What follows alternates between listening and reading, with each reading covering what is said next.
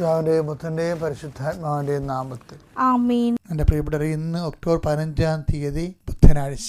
അമ്മേ പരിശുദ്ധമ്മേ, അമ്മേ പരിശുദ്ധമേ, ദൈവമാതാവേ, ദൈവമാതാവേ, കൃപാസനത്തിലൂടെ ഞങ്ങൾക്കും ഞങ്ങളുടെ ദേശത്തിനും അമ്മ മധ്യസ്ഥം തേടി തന്ന എല്ലാ അനുഗ്രഹങ്ങൾക്കും കൃപകൾക്കും ഞങ്ങളിപ്പോൾ ഹൃദയം നിറഞ്ഞ നന്ദി പറയുന്നു. അമ്മേ പരിശുദ്ധമ്മേ, അമ്മേ പരിശുദ്ധമേ, ദൈവമാതാവേ, 2004 ഡിസംബർ 7 തീയതി ഉച്ചകഴിഞ്ഞ് 2:30 കൃപാസനത്തിൽ സംഭവിച്ച അമ്മയുടെ പ്രത്യക്ഷപ്പെടലിനെ കുറിച്ച് തിരുസഭയ്ക്ക് സമർപ്പിച്ചിരിക്കുന്ന പഠനരേഖകളുടെ മേൽ സഭാത്മകമായ പഠനം ആരംഭിക്കുവാൻ ഞങ്ങൾ പ്രാർത്ഥിക്കുന്നു. അമ്മേ പരിശുദ്ധമേ, ഭൂസ്വർലോകങ്ങളുടെ രാജ്ഞിയായ അങ്ങേയ്ക്ക് ഭൗമ സംരക്ഷണത്തിനായി പ്രപഞ്ചപ്രകൃതിയെ തന്നെ തിരുസഭ പ്രതിഷ്ഠിക്കുവാൻ ഈ പ്രത്യക്ഷീകരണ വഴി ഇടയാക്കണമേ.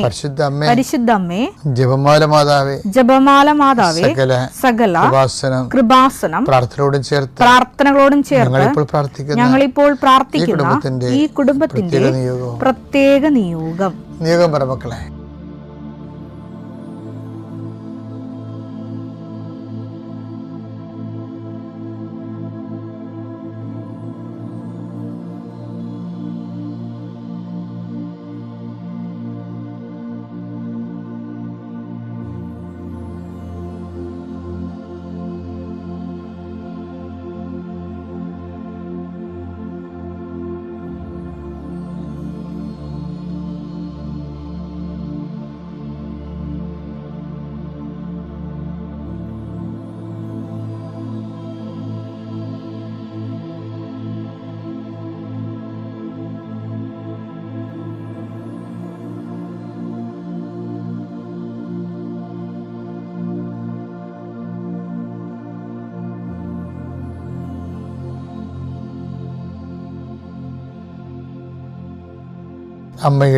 അമ്മയുടെ പ്രത്യക്ഷീകരണത്തിന്റെ ഈ അനുഗ്രഹവേളയിൽ ഞങ്ങൾക്ക് സാധിച്ചു തരുവാൻ കനിയണമേ. ആമേൻ. വിശ്വാസ പ്രമാണം. സർവശക്തനായ പിതാവും ആകാശത്തിന്റെയും ഭൂമിയുടെയും സൃഷ്ടാവുമായ ദൈവത്തിൽ ഞാൻ വിശ്വസിക്കുന്നു. അവിടുത്തെ ഏകപുത്രനും ഞങ്ങളുടെ കർത്താവുമായ ഈശോമിശിഹായിലും ഞാൻ വിശ്വസിക്കുന്നു. ഈ പുത്രൻ പരിശുദ്ധാത്മാവിനാൽ ഗർഭസ്ഥനായി കന്യകാമറിയത്തിൽ നിന്ന് പിറന്ന് പൊന്തിയോസ് പീലാത്തോസിന്റെ കാലത്ത് പീഡകൾ സഹിച്ച് കുരിശിൽ തറയ്ക്കപ്പെട്ട് മരിച്ച് അടക്കപ്പെട്ട് പാതാളങ്ങളിൽ ഇറങ്ങി മരിച്ചവരുടെ ഇടയിൽ നിന്ന് 3-ാം നാൾ ഉയർത്ത് സ്വർഗത്തിലേക്ക് എഴുന്നള്ളി സർവശക്തിയുള്ള പിതാവായ ദൈവത്തിന്റെ വലതുഭാഗത്തിരിക്കുന്നു. അവിടെ നിന്ന് ജീവിക്കുന്നവരെയും മരിച്ചവരെയും വിധിക്കുവാൻ വരുമെന്നും ഞാൻ വിശ്വസിക്കുന്നു. പരിശുദ്ധാത്മാവിലും ഞാൻ വിശ്വസിക്കുന്നു. വിശുദ്ധ കത്തോലിക്കാ സഭയിലും പുണ്യവാന്മാരുടെ ഐക്യത്തിലും പാപങ്ങളുടെ മോചനത്തിലും ശരീരത്തിന്റെ ഉയർപ്പിലും നിത്യമായ ജീവിതത്തിലും ഞാൻ വിശ്വസിക്കുന്നു. ആമേൻ. സ്വർഗ്ഗസ്ഥനായ ഞങ്ങളുടെ പിതാവേ, അങ്ങയുടെ നാമം പൂജിതമാകണമേ. അങ്ങയുടെ രാജ്യം വരണമേ. അങ്ങയുടെ തിരുമനസ് സ്വർഗത്തിലെ പോലെ ഭൂമിയിലും ആകണമേ. അന്നു വേണ്ടുന്ന ആഹാരം ഇന്ന് ഞങ്ങൾക്ക് തരണമേ. ഞങ്ങളോട് തെറ്റ് ചെയ്യുന്നവരോട് ഞങ്ങൾ ക്ഷമിക്കുന്നത് പോലെ ഞങ്ങളുടെ തെറ്റുകൾ ഞങ്ങളോടും ക്ഷമിക്കണമേ. ഞങ്ങളെ പ്രലോഭനത്തിൽ ഉൾപ്പെടുത്തരുതേ, തിന്മയിൽ ഞങ്ങൾ രക്ഷിക്കണമേ. ആമേൻ. നന്മ നിറഞ്ഞ മറിയമേ, സ്വസ്തി. കർത്താവ് അങ്ങയുടെ കൂടെ സ്ത്രീകളിൽ അങ്ങ് അനുഗ്രഹിക്കപ്പെട്ടവളാകുന്നു. അങ്ങയുടെ ഉദരത്തിൻ ഫലമായി ഈശോ അനുഗ്രഹിക്കപ്പെട്ടവനാകുന്നു. പരിശുദ്ധ മറിയമേ, തമ്പുരാന്റെ അമ്മേ, പാപികളായ ഞങ്ങൾക്ക് വേണ്ടി ഇപ്പോഴും ഞങ്ങളുടെ മരണസമയത്തും തമ്പുരാനോട് അപേക്ഷിക്കണമേ. ആമേൻ. എൻ്റെ കർത്താവേ, നിന്റെ ഉന്നതമായ നാമത്തിന് സ്വസ്ഥം ചെയ്യുന്നു. എൻ്റെ കർത്താവേ, നിന്റെ വിശുദ്ധ പൗരോഹിത്യത്തെ മഹത്വപ്പെടുത്തണമേ.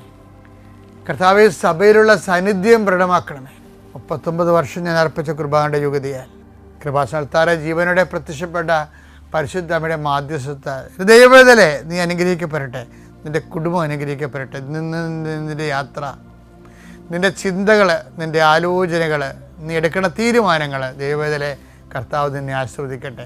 നീ ആരെ കോണ്ടാക്ട് ചെയ്യുന്നുവോ, ആരോട് ഫോണിൽ സംസാരിക്കുന്നുവോ, എവിടെ കൂടി നീ സഞ്ചരിക്കുന്നുവോ, എന്തിനു വേണ്ടി സഞ്ചരിക്കുന്നുവോ, നിൻ്റെ യാത്രകളെല്ലാം ലക്ഷ്യങ്ങളെല്ലാം കർത്താവ് അനുഗ്രഹിക്കട്ടെ. കുഞ്ഞുങ്ങളെ ഓർത്ത് പ്രാർത്ഥിക്കുന്നു, കുഞ്ഞുങ്ങളുടെ രോഗങ്ങളെ ഓർത്ത് പ്രാർത്ഥിക്കുന്നു. ഞങ്ങളുടെ ബന്ധുക്കൾ സ്വന്തപ്പെട്ടവർ, ആശുപത്രി രോഗികളെ കിടക്കുന്നവരെ സംബന്ധിച്ച് പ്രാർത്ഥിക്കുന്നു. കടകമ്പോളങ്ങൾ നടത്തുന്നവർ, ചെറിയ വ്യാപാര വ്യവസായങ്ങൾ നടത്തുന്നവർ, അതുകൊണ്ട് കുഞ്ഞുങ്ങളെ പഠിപ്പിക്കുന്നവരും കുടുംബം പോറ്റുന്നവരും, അവർക്കുണ്ടാകുന്ന തടസ്സങ്ങളെ യേശുവിൻ്റെ നാമത്തിൽ ഞാൻ ബന്ധിക്കുന്നു. എൻ്റെ കർത്താവിൻ്റെ ഉന്നതമായ നാമത്തിൽ, സഭയുടെ അധികാരത്തിൽ, കുരിശിൻ്റെ അടയാളത്തിൽ ഇന്ന് നിൻ്റെ യാത്രകൾ, ഇന്ന് നിൻ്റെ ചിന്തകൾ, നിൻ്റെ സംസാരങ്ങൾ, നിൻ്റെ ചെയ്തികൾ, നിൻ്റെ എഴുത്തുകൾ, തീരുമാനങ്ങൾ കർത്താവ് ആശീർവദിക്കട്ടെ. ദൈവത്തിരുസന്നിധിയിൽ വൃത്തിമനയോട് ജീവിക്കാനും ദൈവിക വെളിപാടുകളിലൂടെ ദൈവാനുഗ്രഹത്തിൽ സഞ്ചരിക്കാനും എല്ലാ വിശ്വാസിയും കൈവരിക്കേണ്ട ആദ്യ നിലപാടെന്ന് പറയുന്നത് ഭക്തിയേക്കാൾ വലുതാണ് നിഷ്കാപട്യവും നിഷ്കപടതയെന്ന് പറയണത്. ഭക്തി, അതായത് ദൈവസ്നേഹത്തെക്കാൾ വലുതാണ് നിഷ്കപടത എന്ന് പറയുന്നത്. കാര്യം നമ്മുടെ കാപട്യം, നിഷ്കപടത എന്ന് പറയുന്ന സംഭവം നമുക്ക് ദൈവസ്നേഹം ഉണ്ടെങ്കിലും കാപട്യം ഉണ്ടെങ്കിലും അക്സെപ്റ്റബിൾ അല്ല. യാക്കോബ് 1650 കൊല്ലം മുമ്പ് കാണിച്ച കാപട്യമാണ് ഈശോ നദാനെ കാണുമ്പോൾ ടേക്കപ്പ് ചെയ്യേണ്ടത്. എൻ്റെ അർത്ഥം ദൈവദൃശ്യനിധി ഈ സാധനം വെച്ച് പൊറുപ്പിക്കലെന്നാണ് വിചാരിക്കണം. അതുകൊണ്ട് തന്നെ പ്രാർത്ഥിക്കുന്ന ഒരു വ്യക്തിയും ദൈവമായിട്ട് മുന്നോട്ട് പോകാൻ ഉദ്ദേശിക്കുന്ന വ്യക്തികളും സ്വന്തമായിട്ട് തീരുമാനമെടുക്കണം, കാപട്യം ഉണ്ടാകരുതെന്ന്. നിങ്ങളുടെ നല്ല നിലപാടിൽ, നയങ്ങളിൽ, സമീപനങ്ങളിൽ കാപട്യം ഉണ്ടാകരുത്. കർത്താവിൻ്റെ പ്രലോഭനങ്ങളായിരുന്നു നമ്മുടെ മരുഭൂമിയിൽ. അവിടെ നിന്ന് ആത്മാവ് അവനെ മരുഭൂമിയിലേക്ക് കൂട്ടിക്കൊണ്ടുപോകുന്നല്ലേ. മരുഭൂമിയിൽ രണ്ടാമത്തെ പരീക്ഷ നോക്കിയേ, ലൂക്ക 4:6. പിശാച് അവനോട് പറഞ്ഞു, ഇവയുടെ മേൽ എല്ലാ അധികാരവും മഹത്വവും നിനക്ക് ഞാൻ തരാം. ഇതെല്ലാം എനിക്ക് നൽകപ്പെട്ടിരിക്കുന്നു. എനിക്കിഷ്ടമുള്ളവർക്ക് ഞാൻ ഇത് കൊടുക്കുന്നു. നീ എന്നെ ആരാധിച്ചാൽ ഇവയെല്ലാം നിന്റേതാകും. അപ്പം അതൊക്കെ മുമ്പ് ഉയർന്ന ഒരു സ്ഥലമാണ് കാണിക്കണത് അല്ലേ? അതൊന്ന് വായിച്ചത്. പിശാച് അവനെ ഒരു ഉയർന്ന സ്ഥലത്തേക്ക് കൊണ്ടുപോയി ഭൂമിയിലെ സകല രാജ്യങ്ങളും ക്ഷണനേരം കൊണ്ട് അവന് കാണിച്ചു കൊടുത്തു. അപ്പൊ എങ്ങോട്ടാ ഉയർന്ന സ്ഥലത്തേക്ക് കൊണ്ടുപോയെന്ന് പറഞ്ഞില്ലേ? എപ്പോഴും ഈ മരുഭൂമിയിലൂടെയാണ് മരുഭൂമി ചെന്നിട്ട് സംഭവിക്കുന്ന വിഷയങ്ങളാണിത്. ഉയർന്ന സ്ഥലങ്ങൾ, നമുക്ക് കയറി നിൽക്കാൻ പറ്റിയ ഉയർന്ന സ്ഥലങ്ങൾ കാണും. ഒത്തിരി പേര് ആ ഉയർന്ന സ്ഥലത്ത് കയറി നിൽക്കുന്നുണ്ടല്ലോ. എന്നിട്ട് പറഞ്ഞാൽ ഉയർന്ന സ്ഥലത്ത് നിൽക്കുമ്പോൾ നമ്മൾ പൊതുജനങ്ങളെ കാണും, എല്ലാവരെയും കാണും. അപ്പോൾ പിന്നെ എല്ലാവർക്കും അപ്പീലിംഗ് ആകുന്ന രീതിയിൽ നമ്മളെ തന്നെ അവതരിപ്പിക്കും. കാപട്യം തന്നെ വഴിക്കാണേ. കഴിഞ്ഞ ദിവസങ്ങളിൽ ഒരു വലിയ ഗാനം നല്ലോണം പാടുന്നൊരു വ്യക്തിയാണ്. അയാൾക്ക് നല്ല പേരുണ്ട് നാട്ടിൽ. അയാൾ അങ്ങനെ പറഞ്ഞു, ഞാൻ ഒരു ബിഷപ്പിനോട് ഞാൻ 5 രൂപ ചോദിച്ച്, എന്നിട്ട് ബിഷപ്പ് എനിക്ക് തന്നില്ല. അതുകൊണ്ട് ഞാൻ സഭയിൽ അതാണ് പുള്ളി ഉദ്ദേശിക്കുന്നത്. അതാണ് അതായത് ഉയർന്നു വരുമ്പോൾ ഈ മനസാക്ഷിക്കുത്തുണ്ടാവില്ല മനുഷ്യന്. അപ്പോൾ ദൈവത്തെ തള്ളി പറഞ്ഞതിന് മനസാക്ഷിക്കുത്തുണ്ടാവില്ല. അപ്പോൾ മനസാക്ഷിക്കുത്തിന് സ്വയം പൊറുക്കാൻ വേണ്ടി ഒരു മാപ്പ് സാക്ഷിനെ സൃഷ്ടിച്ചെടുക്കുകയാണ്. വല്ലൂർ പോയി ബിഷപ്പുമാരോട് 5 രൂപ ചോദിക്കുക. അപ്പം തന്നെ കള്ളനാണെന്ന് മനസ്സിലായില്ലേ? അപ്പം തന്നെ ആ പറയണം കള്ളത്തരമാണ്, ആ പറയുന്നതിൻ്റെ ഉദ്ദേശവും കള്ളത്തരമാണെന്ന് മനസ്സിലാണില്ലേ? അപ്പോൾ ഓരോരുത്തരും ഉയർന്നു കഴിയുമ്പോൾ, ഉയർന്ന സ്ഥലത്ത് ചെല്ലുമ്പോൾ മറ്റുള്ളവരെ ഇങ്ങനെ സഭയെ അപമാനിക്കുകയാണെങ്കിൽ തനിക്കൊരു മേൽക്കോയ്മ കിട്ടും. ഇതൊരു പ്രലോഭനമാണ്.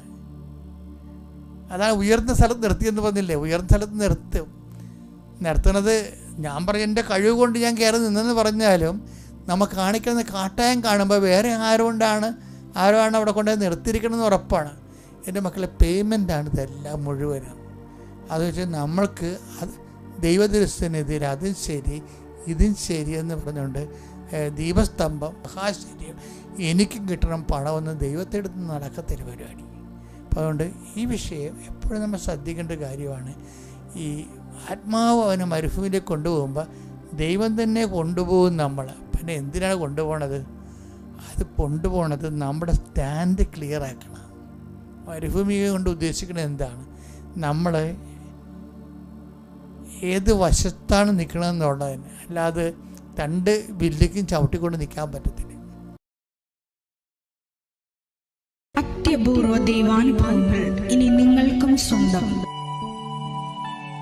ഈ യൂട്യൂബ് ചാനൽ ഇതുവരെ സബ്സ്ക്രൈബ് ചെയ്തിട്ടില്ലെങ്കിൽ ഇപ്പോൾ തന്നെ സബ്സ്ക്രൈബ് ചെയ്യുക.